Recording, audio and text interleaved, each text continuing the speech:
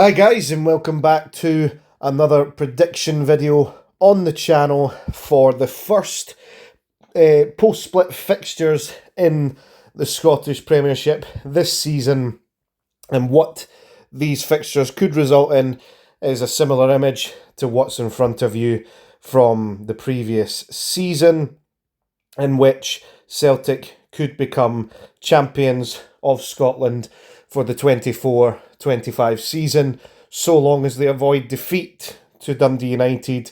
They don't even have to win, and it is, of course, the early kickoff, so we'll get to that in a second. But first of all, thank you very, very much for the new subscribers and viewers on the channel. We just passed 400 earlier this morning, which is absolutely magnificent. We only passed 100 not too long ago, and now we're approaching 500, which is fantastic. As I said, when I hit 50 subscribers, I didn't have any goals in terms of subs for the channel. I just wanted to make some videos, see what happened, and there's been enough people to subscribe from that, so that is greatly appreciated. If you are new around here, please do subscribe and check out some of the other content on the channel, not just football related content, but some gaming content as well. Particularly if you're interested in this video, the SPFL RTG on the channel might be of interest to you. But without further ado, let's get into the predictions for, well, I'd say the weekend's fixtures, but all the games have been played on Saturday, so Saturday's fixtures. So, on to the first fixture of the weekend, and the one that will have potentially the biggest impact on proceedings for the weekend. Dundee United against Celtic at Tannadice for a 12:30 lunchtime kickoff, where, as I said previously, if Celtic avoid defeat, Celtic will win their fourth league title in a row, and something ridiculous like their 14th league title out of the last 15. You would expect Celtic to get the job done, even if it comes from a draw. You know, in Ange Postecoglou's first season, that's exactly what happened. It was a draw at Tannadice that ended up securing Celtic the league title.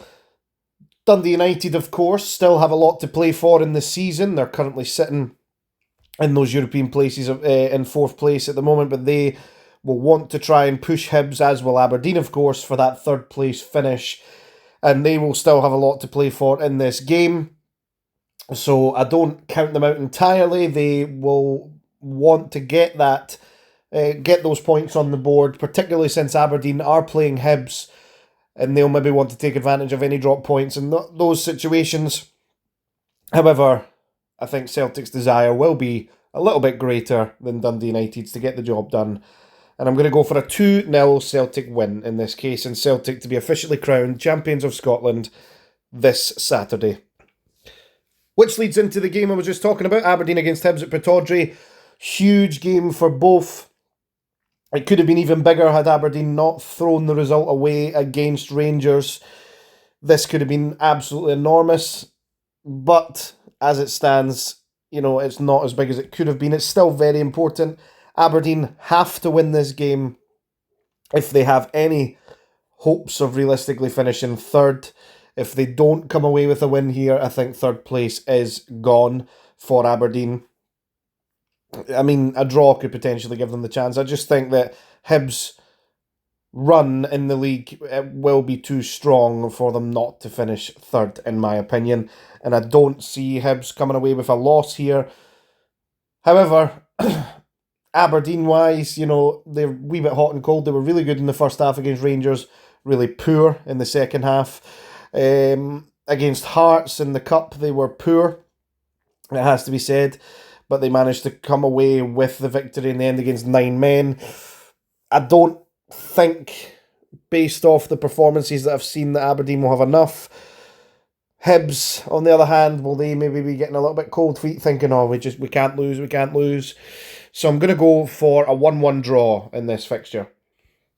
On to the final game between the top 6, which realistically will not have any bearing on anything at the weekend, you know, unless Celtic don't get the win and then St Mirren win to give Celtic the league title, or Celtic don't even come away with a draw and then St Mirren win, or there's a draw for Celtic to come away with the league title. But other than that, I think as much as St Mirren will be delighted to have gotten top six for the third consecutive season, whoever was going to finish in that sixth place spot, I think the European places is just out of reach for them. They're too far behind, in my opinion. So essentially, St Mirren's season is over. It would take a miracle for them to finish any higher than sixth, in my opinion. And Rangers, with the loss to Bilbao last midweek, again, their season is over. You know, the Celtic being 1 point away from the league title, which they'll more than likely have wrapped up before this game has even taken place. They're knocked out of Europe. Rangers are no longer in the Scottish Cup. They already lost the League Cup final to Celtic.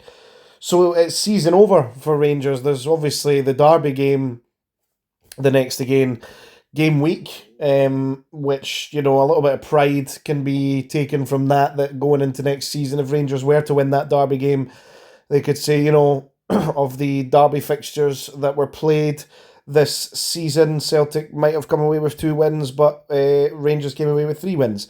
So, however, it would still be concerning to me if I was a Rangers fan that Rangers are only able to beat Celtic, it seems, when there isn't anything on the line as such. Yes, mathematically the league wasn't over in the 2 fixtures that Rangers have come away the winners. However, to beat Celtic twice out of the league season and potentially 3 times in the league season and still lose the league is pretty horrific. And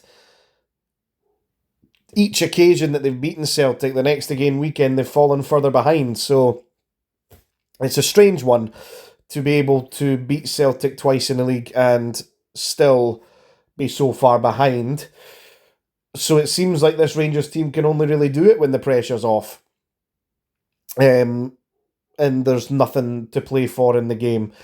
In both occasions that they were playing, yes, like I said, it wasn't mathematically over, but in each occasion, both wins didn't even take it into single digits in terms of points behind. So it's a strange one, and the only one that Michael Beale came away with a victory in was that one after the league title was wrapped up. So it's, in my opinion, Rangers haven't actually won a meaningful derby game since the Scottish Cup semi-final, the season that they got to the Europa League final, which was Ange Postecoglou's first season, where Celtic came away with a double. So Rangers prevented Celtic from potentially winning a treble in that first season. Another one which would have made this one that might be coming in double digits for trebles. But that, to me, was the last time that they won a meaningful derby game, and that was 2022. We're heading into, or the 21-22 season. We're heading into the 25-26 season, and Rangers haven't won a meaningful derby game since then, which is a big concern. Of course, the Rangers fans will be hoping to have a bit to look forward to with the takeover happening, but the Champions League qualification needs to be essential for that. We saw the difference in golf and finances between the Champions League and the Europa League. If Celtic qualify for the Champions League again and Rangers don't, then will the takeover actually have as big an impact as they would be hoping for? The fact of the matter is, not only are the finances better in the Champions League, but the quality of player that you can attract to play for the club is better if you're consistently in the Champions League as well. Not to mention the fact that Celtic have a track record of being able to deliver trophies, and as it stands, Rangers don't.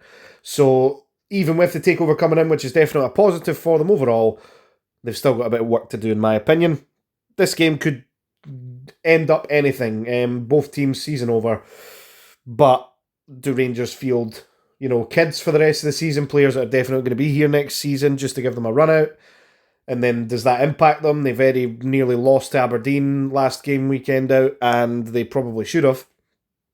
But with both teams having the season being over, I'll go for a Rangers win. Why not? 2-1 Rangers in this game.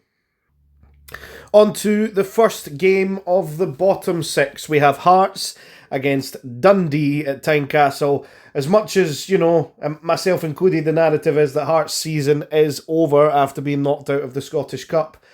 Mathematically, they're not safe, so they will want to get the job done as quickly as possible to make sure that that doesn't happen, that they end up in those 11th place in playoff spot. But even with not being mathematically safe, I don't see a scenario where enough results go against them for them to have to play the playoff. However, they will want to just make sure to guard against it. Dundee, of course, fighting for their lives down near that spot. So it'll be interesting to see what ends up happening in this game. Critchley, of course, under a little bit of pressure from some members of the media and the fans. He'll want to try and turn that around and get a season next year to try and put his own stamp on things. He came out boldly in the press and said if he'd been here for the whole season, they'd have finished top 6. So he'll be looking for the chance to prove that, put his money where his mouth is. He won't get that chance if they end up fighting for their lives. So, in this one though, Dundee, very hot and cold all season, which is why they find themselves in the position that they're in. I am going to go for a 2-1 Hearts win though here.